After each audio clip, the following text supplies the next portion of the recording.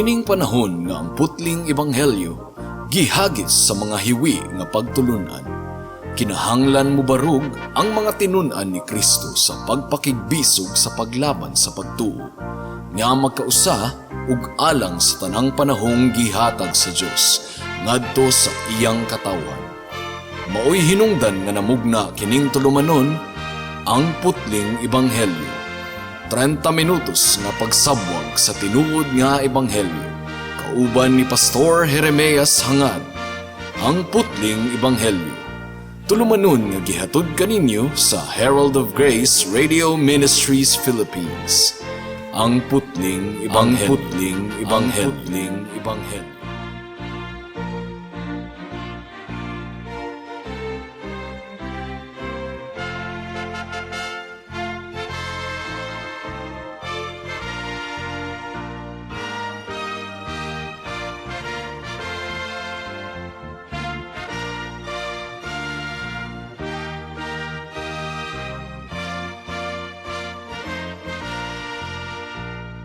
Mayong hapon Mabinay, mayong hapon Negros Oriental, Negros Occidental, Guimaras, Dumaguete City, Malabuyok ug uban pang mga munisipalidad sa Cebu Province ug kutob sa tanang gidala sa Ginoo sa pagpaminaw niining atong programa nga giuluhan og ang putling ebanghelyo. Kini ang inyong igsuon og higala sa kahanginan si Pastor Jeremias Lauri Hangad sa Herald of Grace Radio Ministries Philippines. Dinuyugan sa iglesia nga nag-sponsor niining atong programa ang Salitran Covenant Bible Church sa Barangay Salitran, Dakbayan sa Dasmariñas, probinsya sa Cavite. Ang atong teksto ning takna sa kahaponon makita sa Salmo Kapitulo 50, versikulo 21. Ang giingon diri: Gibuhat ninyo kining tanan ug nagpakahilom lamang ako. Busa naghunahuna kamo nga ako sama usab kaninyo. Apan karon badlungon ko kamo ug sayran ko kamo sa walay lipod-lipod. May the Lord bless the reading and hearing of His word. Dili ko manalagna mga kahigalaan. Apan sigurado ako nga 98% sa mga lumulupyo sa atong dapit dili gayud musukol kung hagiton og boxing ni Manny Pacquiao. Bisag ako, usa ra tingali kasuntok ni Manny Pacquiao sa ako, makuyapan na tingali ko dayon. Manny Pacquiao is a seasoned boxer, samtang si Jeremias Hangad wala pa intawon makasuot og boxing gloves bisag kausa. So dili mahimong itandi ang abilidad nako sa boxing sa abilidad ni Manny Pacquiao sa boxing. He is a seasoned boxer, mga kahigalaan, and I am not even a boxer. Ingon ni ana ang Dios, walay ikatandi sa atong Ginoo. Walay susama sa atong Dios. Matod pa sa Exodus Kapitulo 15, versikulo 11, ang giingon diri, Ginoo, kinsa sa mga Dios ang sama kanimo. Kinsay sama kanimo nga kahibulungan ug balaan. Kinsay sama kanimo nga nagbuhat og mga milagro ug gikahadlukan tungod sa imong gamhanang mga buhat. Nakita ninyo mga kahigalaan? Ug matod pa usab sa Salmo Kapitulo 35, versikulo 10, ang giingon diri, sa tibuok kong kasing-kasing muingon ako sa Ginoo, wala gayoy sama kanimo. Gipanalipdan mo ang mahuyang gikan sa mga gamhanan, ug ang mga kabus gikan sa madaog-daugon. Ang but ipasabot ni ining duha ka mga bersikulo nga atong gikutlo, mga kahigalaan. Mao nga ang Dios dili mahimong itandi sa bisag unsa ug kang bisag kinsa niining kalibutana. Kasagaran, mga kahigalaan, ug subo kaayo kining pamalandungon. Gamay ra gyud kaayo ang pagtan-aw sa mga tawo sa Dios. Mubo ra kaayo ang pagtan-aw sa mga tawo sa Dios. Ang ilang pagtan-aw sa Dios murag labaw ra nila og jutay. Kasagara ang atong hunahuna sa Dios, mura ra siya og tawo. Mao nga sa atong teksto sa Salmo Kapitulo 50, versikulo 21, paminawan ninyo og utro ang gipamulong sa Dios niini nga bersikulo. Gibuhat ninyo kining tanan ug nagpakahilom lamang ako. Busa naghuna-huna kamo nga ako sama usab kaninyo. Apan karon badlungon ko kamo ug sayran ko kamo sa walay lipod-lipod. Ingon ni ana ang pagsabot sa mga tawo sa Ginoo, mga kahigalaan. Murag sama ra kanato. Mao nga ang tendency nato atong gimugna ang Dios sumala sa atong pagkatawhanon. Ingon ni ana ang mga Dios sa kining gitawag og Greek mythology. Greek mythology. Sila Zeus, Diana, Aphrodite ug uban pa, mura ra og mga tawo tungod kay ang mga gods and goddesses sa Greek mythology. They were all gods created in the image of man. Mao nga ang ilang kinaiya, mura og kinaiya sa mga tawo. Apan ang Dios sa Biblia, mga kahigalaan, dili ingon ni ana. Ang atong Dios walay ikatandi kaniya. Atong tan-awon ang 5 ka mga butang nga magpamatuod nga wala gayoy ikatandi sa atong buhi nga Dios. Una, sa panginahanglanon og pagkinabuhi o kining gitawag sa English og existence. Nanginahanglan ba ang Dios og bisag unsa? Patubago nato ang Buhat Kapitulo 17, versikulo 24 hangtod sa 25. Ang giingon diri, ang Dios nga nagbuhat sa kalibutan ug sa tanan nga ania niini, mao ang Ginoo sa langit ug sa yuta ug wala magpuyo sa mga templo nga binuhat sa mga tawo. Ug wala usab siya magkinahanglan og bisag unsa gikan sa tawo, kay siya man mismo ang naghatag og kinabuhi sa tawo ug sa tanang butang. Unsa may klaro kaayong gitudlo kanato niini nga bersikulo, mga kahigalaan. Klaro kaayo nga wala nanginahanglan ang Dios kanato, usbon ko, wala gayod nanginahanglan ang Dios kanato. Ug sa bisag unsa nga iyang binuhat alang sa iyang existence o pagkinabuhi. Ang background sa Buhat Kapitulo 17, mga kahigalaan, miadto si Pablo sa Atenas. Ug nasubo kaayo siya didto, gumikan kay ang syudad sa Atenas nalukop og mga Dios-Dios. Ug tungod kay nahadlok ang mga taga-Atenas nga dunapay Dios-Dios nga wala nila masimba, basin og masuko, nagtukod sila og altar nga ilang gididikar sa Dios nga wala mailhi. The altar to the unknown God. Naguol kaayo si Pablo Naguol kaayo si Pablo ug kita usab, mga kaigsuunan, kung nailhan nato ang tinuod nga Dios. Kinahanglan nga maguol usab kita. Mao nga si Pablo wala kapugong sa iyang baba. Iyang gilitok ang kamatuoran ug iyang gimantala ang tinuod nga Dios didto sa syudad sa Atenas. Ug kita usab, mga kaigsuunan, dili kita magpakahilom tungod kay majority sa atong kapanahunan karon wala usab nakaila sa tinuod nga Dios. Usa sa mga butang nga gimantala ni Pablo sa mga katawhan sa Atenas, mao nga ang Dios independiente. Ang but ipasabot ni ining independent, mga kahigalaan, wala siya nanginahanglan kang bisan kinsa ug sa bisag unsa. Walay nagbuhat sa Dios. He is self-existent. Dili utang niya kang bisan kinsa ang iyang pagka-Dios. Ikaw ug ako, mga kahigalaan, utang nato sa Dios ang atong kinabuhi niining kalibutana. Apan ang Dios, wala nakautang kang bisan kinsa. Walay nagbuhat sa Dios. Kitang tanan ug ang tanang mga butang sa tibuok universo gibuhat sa Dios. Mao kini ang wala nasabti sa mga katawhan didto sa Atenas. Apan nasabtan kaayo kini ni Haring Solomon, niadtong gididikar ang templo nga iyang gipatukod didto sa Jerusalem. Paminawan ninyo ang unang mga hari, Kapitulo 8, versikulo 27. Ang giingon diri, apan mupuyo bagayon ikaw, O Dios, dinhi sa kalibutan? Kung ang langit ug ang kinatas ang langit dili man gani igo nga imong kapuy-an, unsa pa kaha ang templo nga akong gitukod? So nakita ninyo, mga kahigalaan, Dili mahimong isulod ang Dios sa usa ka templo. Dako kaayo ang Dios.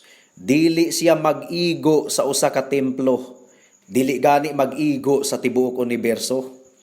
Utang sa tanang binuhat ang ilang existence sa atong Dios. Apan ang Dios, wala nakautang kang bisan kinsa sa iyang pagka-Dios. Matud pa sa Salmo Kapitulo 90, versikulo 2, sa wala mo pabuhata ang kabukiran, ug sa wala panimo himua ang kalibutan, Dios ka na. Gikan sa walay sinugdanan, hangtod sa walay katapusan. From everlasting to everlasting, you are God. Mausab kini ang sentimento ni Pablo sa unang Korinto Kapitulo 8, versikulo 6. Paminawan ninyo, ang giingon dire, apan alang kanato, may usa lamang ka Dios. Kini mao ang amahan nga nagbuhat sa tanang butang, ug nagkinabuhi kita alang kaniya. May usa lamang ka Ginoo, si Hesukristo, nga pinaagi kaniya gibuhat ang tanang butang, ug nagkinabuhi kita pinaagi kaniya. Ang buot ipasabot ni ini mga kahigalaan, nagsalig lamang kita sa Dios sa atong gininhawa. Apan ang Dios, wala gayod nagsalig kanato. Ang Dios, Dios, ug siya ang nagmugna sa tanang mga butang. Mao nga ang giingon sa Pinadayag Kapitulo 4, versikulo 11, ang giingon dire, among Ginoo ug Dios, angay kang mudawat sa pagdayig ug sa pasidungog ug sa gahom, kay ikaw may nagbuhat sa tanang butang ug pinaagi sa imong pagbuot, namugna ang tanan. Now what about the Lord Jesus Christ? Unsa may gipadayag niya sa iyang kaugalingon? Paminawan ninyo ang iyang gipamulong sa Juan Kapitulo 5, versikulo 26. Ang giingon niya, sama nga ang amahan mao ang tinubdan sa kinabuhi. Gitugot usab niya nga ang iyang anak mahimong tinubdan sa kinabuhi. Si Jesus usab, mga kahigalaan, Dios sa walay katapusan, matud pa sa iyang giangkon. This is now the mysterious doctrine of the Holy Trinity, mga kahigalaan. There is only one God, but that one God exists in three distinct persons at the same time, eternally. Amahan, anak, ug espiritu. Si Hesukristo mao ang Dios nga anak. Ang giingon niya sa Pinadayag Kapitulo 1, versikulo 8, ako ang Alpha ug ang Omega. Nag-ingon ang Ginoong Dios nga labing gamhanan, ang Dios karon, kaniadto ug ang muanhi. So unsa may implikasyon niini mga kahigalaan? Nga dili nato pwedeng isipon nga ang Dios susama ra sa iyang mga binuhat. Ayaw intawon ninyo og isipa nga ang Dios labaw lang og jutay kanato. Kung atong butangan og tulay ang atong kaugalingon padulong sa Ginoo mga kahigalaan, imposible kana. Dili matulayan ang atong pagkalayo kaayo sa Dios. Maugani nga dili nato makabot ang Dios sa atong kaugalingong pagpaningkamot. Ang Dios ang mikanaog dinhi sa kalibutan, pinaagi sa iyang bugtong anak nga si Hesukristo. Jesus says, I am the way, the truth, and the life. No one comes to the Father except through me. Mao kadto ang unang punto. Ikaduha, walay ikatandi sa Dios sa iyang hunahuna ug panabot. Nagtuo ko nga daghan kaayo og supporters si President Duterte. Daghan kaayong believe sa iyang pagdumala. Apan pangutan-on muna ko mga higala. Kang Duterte lang bagayod nagikan ang iyang mga desisyon alang sa atong nasod. Dili gayod in taon. Daghan na siya og mga presidential advisors. Bisan pag si President Donald Trump sa Amerika, mga kahigalaan, gipalibutan usab siya og mga presidential advisors. Ngano man, tungod kay limitado ang ilang paminsar, nanginahanglan sila og mga magtatambag. Ang Dios kaha, nanginahanglan ba siya og magtatambag? Tungod kay dunay mga higayon nga naglibog ang Dios kung unsa iyang buhaton? No, dili gayod mga kahigalaan. Paminawan ninyo ang Roma Kapitulo 11, versikulo 34 hangtod sa 35. Ang giingon dire, sumala sa giingon sa kasulatan, Kinsay nasayod sa hunahuna sa Ginoo, kinsay makatambag kaniya, kinsay nakahatag kaniya bisag unsa aron iyang baslan. Nakita nato mga kahigalaan, ikaw ug ako nanginahanglan og mga magtatambag. Nanginahanglan kita sa tambag ug kaalam gikan sa uban. Mao gani nga panalangin kaayo kung kabahin ikaw sa usa ka simbahan nga puno og mga Dios nun nga mga kaigsuunan nga makatambag nimo. Tungod kay nanginahanglan kita og direksyon.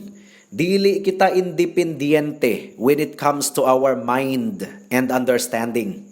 Kinahanglan kitang pahimangnuan ug tudluan apan kinsa ba ang makatambag sa Dios, mga kahigalaan.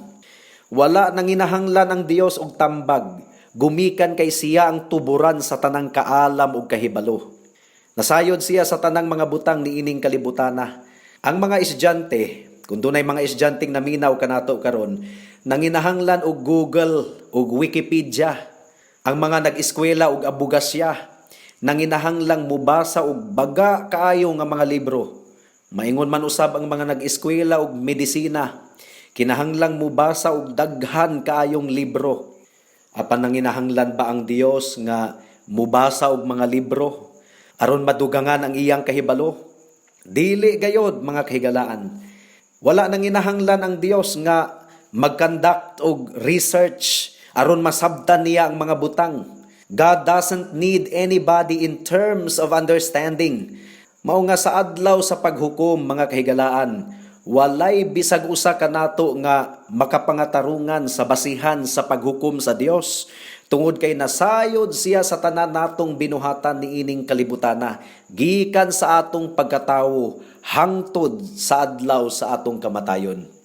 Ikatulo, walay ikatandi sa Dios sa iyang kabubuton og desisyon. Adunay misis nga dismayado tungod kay gusto niyang muinom og kape. Apan nahutdan siya og kape, mao nga nangita na lang siya og juice aron imnon. Apan pag-check niya sa kusina, wala po'y juice. Nahutdan pod. Dismayado siya. Apan ang Dios makasinati ba og pagkadismaya, mga kahigalaan? Paminawan ninyo ang Daniel kapitulo 4 bersikulo 35. Ang giingon dire, ang tanang nagpuyo sa yuta daw walay bili alang kaniya, o gibuhat niya ang iyang kabubuton ngadto sa iyang mga binuhat nga atua sa langit, ug sa mga nagpuyo sa kalibutan, walay makapugong kaniya sa buot niyang buhaton, umay makapangutana kaniya sa iyang gibuhat. So wala gayoy makapugong sa kabubuton sa Dios, mga kahigalaan. He does according to His will. Gibuhat sa Dios ang sumala sa iyang kabubuton, labing labaw ang iyang kabubuton, ug walay makabalibad ug makapugong kaniya. Kining coronavirus, mga kahigalaan, aksidente lang ba kini? Dili gayod. Paminawan ninyo ang Amos kapitulo 3 bersikulo 6, ang giingon diri, mahitabo bang dili mahadlok ang katawhan kun patingugon ang trumpeta diha sa usa ka syudad? May makalilisang bang mahitabo sa usa ka syudad kun dili ang Dios maoy muhimo niini? So daghang nalisang sa COVID-19, mga kahigalaan. Apan ang Biblia nag-ingon nga kining tanan gikan sa Dios ug gitugot sa Dios. Tungod kay duna siya'y kabubuton niini nga mahitabo.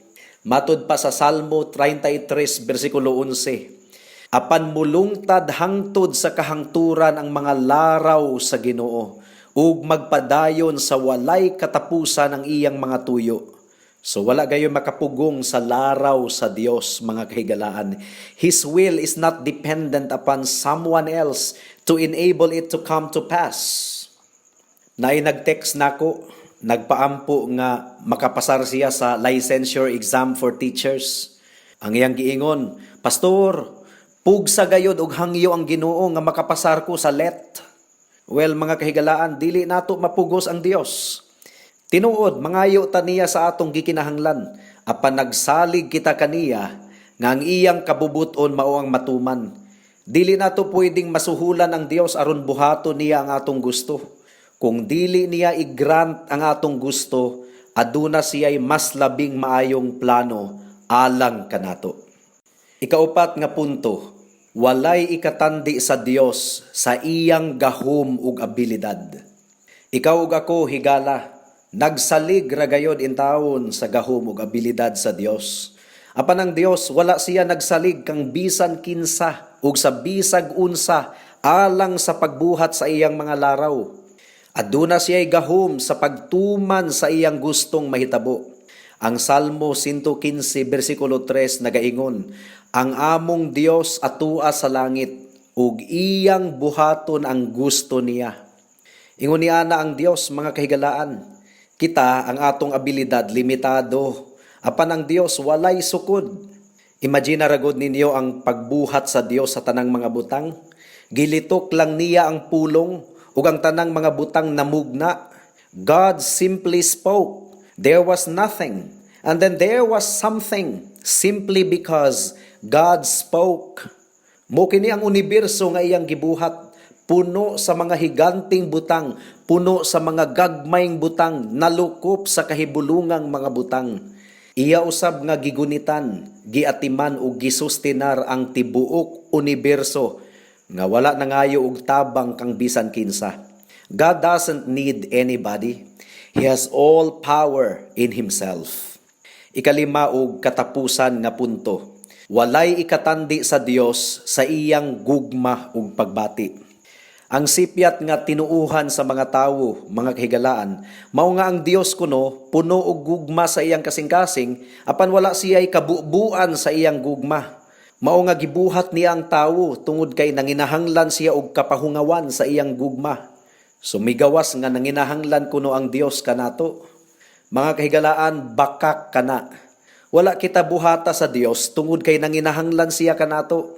When it comes to love and affection, mga kahigalaan, kumpleto na ang gugma sa Dios alang sa tulo ka persona sa balaang Trinidad. The Father, the Son, and the Holy Spirit had a perfect love and affection for each other. Again, mga kahigalaan, this is the mysterious doctrine of the Trinity. We do not teach that there are three gods. There is only one God, but that one God exists in three distinct persons at the same time, eternally. Ug ang tulo ka persona sa Trinidad, tiunay gayod nga nagkahigugmaanay sa usag-usa, sa wala pa niya buhata ang mga katawhan. Pruweba, Juan Kapitulo 17, versikulo 5 ug 24. Unahon nato og basa ang versikulo 5. Ang giingon dire, karon amahan, pasidunggi ako diha sa imong presensya, pinaagi sa dungog nga akong gihuptan, uban kanimo, sa wala pa buhata ang kalibutan. So you see? Ug ang bersikulo 24 nag-ingon, amahan, gihatag mo sila kanako ug buot ko nga bisan asa ako, atua usab sila, aron makakita sila sa akong himaya, ang himaya nga imong gihatag kanako, kay nahigugma ka man kanako, bisan sa wala pa buhata ang kalibutan. Nakita nato mga kahigalaan? Nahigugma ang amahan kang Jesus, bisan sa wala pa buhata ang kalibutan. God was perfectly contented in the context of the Trinity. Gibuhat niya ang tibuok universo, dili tungod sa iyang panginahanglanon. Kumpleto na siya sa iyang kaugalingon. Siya ang tuburan sa tanang panalangin. Ang Salmo 36, versikulo 9 nagaingon, tinubdan ka sa tanang kinabuhi, ug tungod sa imong kahayag, nakita namo ang kahayag.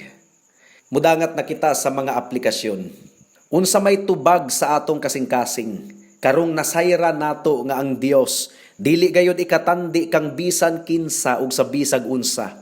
Una, ato siyang daygon og pasidunggan, mga kahigalaan. Takos siya nga pagadaygon tungod sa iyang pagkasiya. Matud pa sa Roma Kapitulo 11, versikulo 33, pagkabahandianon gayod sa Dios, ug pagkalawom sa iyang kaalam ug kahibalo. Walay makasaysay sa iyang gahom, walay makasabot sa iyang mga paagi. Mahibulong kita, mga kahigalaan, sa atong kahibulungang Dios. Simbaho nato siya, alagara nato siya, Ang Dios nga wala nang inahanglan kang bisan kinsa ug sa bisag unsa mi desisyon nga bubuhat kanato aron kita makapasidungog sa iyang ngalan ug magmaya kaniya. That's a very extraordinary thing. Gitugot sa Dios nga makalipay kita kaniya. Nanginahanglan ba ang Dios sa bisag unsa?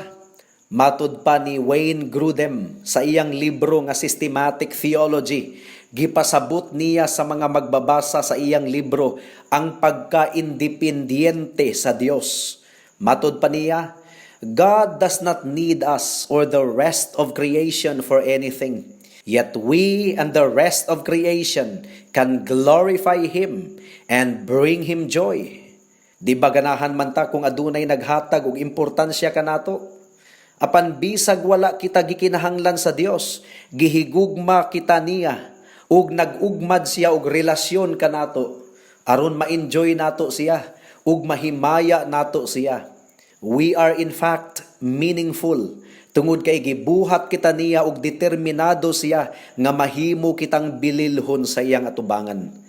Paminawan ninyo ang Isaias kapitulo 43 bersikulo 7 ang giingon diri, sila ang akong katawhan nga pinili, gibuhat ko sila alang sa akong himaya. Alang sa mga kaigsuunan diha sa pagtuo, tanawa ra gayud ninyo mga kaigsuunan, kamo Kristohanon karon, gibuhat kamo sa Dios o gihulma alang sa iyang kahimayaan. Isaias 62 bersikulo 3, paminawan ninyo, mahimo kang matahom nga korona diha sa kamot sa Ginoo, usa ka harianong korona diha sa kamot sa imong Dios. Diba, tamis kaayong pamalandungon? Nalipay ang Dios sa iyang mga katawhan, katawhan nga susama kanato. Dili kita takos, bisag giluwas na kita sa Dios, makasala ra gayud gihapon kita tungod kay anaa pa kita sa huyang natong unod. Apan busy kaayo ang Dios sa matag adlaw sa iyang paghimo kanatong balaan ug moabot ang takna mga kaigsuunan nga kita mahimo gayong tiunay nga balaan, walay mantsa ug buling ug magmaya sa Dios hangtod sa kahangturan.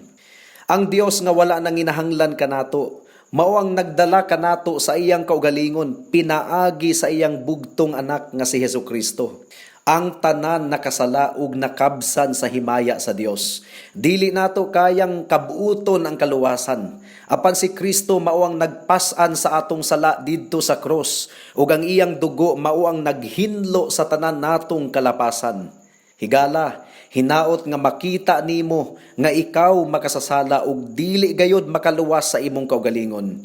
Ilalom ikaw sa tunglo sa Dios gumikan sa imong mga sala. Apan pinaagi kang Kristo sa hamili niya nga dugo nga giula didto sa cross. Sa imong pagtalikod sa imong sala ug pagdangup kaniya, iya kang hugasan sa iyang hamili nga dugo aron mahinluan ka sa tanan nimong mga kasalanan. Kining tanan tungod lamang sa iyang grasya ug madawat nimo ang iyang grasya pinaagi sa pagtuo nganha kaniya lamang. Salig lamang kang Hesus alang sa imong kaluwasan. Ang problema man gud sa mga tawo, mga kahigalaan, nagdumili sila sa pagsalig kang Kristo tungod kay nagsalig sila sa ilang kaugalingon. Muingon sila nga, buutan man ko, dili man ko mangulata og asawa, manggitinabangon pud ko ug uban pa. Buot nilang muadto sa langit pinaagi sa ilang kaugalingong pamaagi. Hinulsuli ang imong pagka-independiente sa pamati nimo gikan sa Ginoo higala. Garbo kana. Sa kaluwasan, inutil kitang tanan. Ang pagaluwaso ni Kristo maulamang kadtong nakasabot sa iyang pagkainutil nga muluwas sa iyang kaugalingon. Ug tungod kay nabati niya ang iyang pagkawalay katakos nga muluwas sa iyang kaugalingon, iyang gibalhin ang iyang pagsalig kang Kristo lamang sa dugo nga iyang giula didto sa cross ug sa iyang gahom sa paghinlo pinaagi sa iyang dugo sa tanang mga kasalanan. Salig kang Hesus higala karon na kay basin ug ugma ulahi na ang tanan. Amen. Hangtod din hilang kita taman sa atong pagtuon karong taknaa tungod kay wala na kitay oras pa. Ako kamong padayon nga giimbitar sa pagpaminaw niining atong programa sa matag Miyerkules, alas 6 hangtod sa alas 6:30 sa hapon dinhi sa Power 102.1 RFM. Daghang salamat. Alang sa dugang nga mga pangutana, mahimong mo text kang Pastor Jeremias hangad sa 0935 744 3030.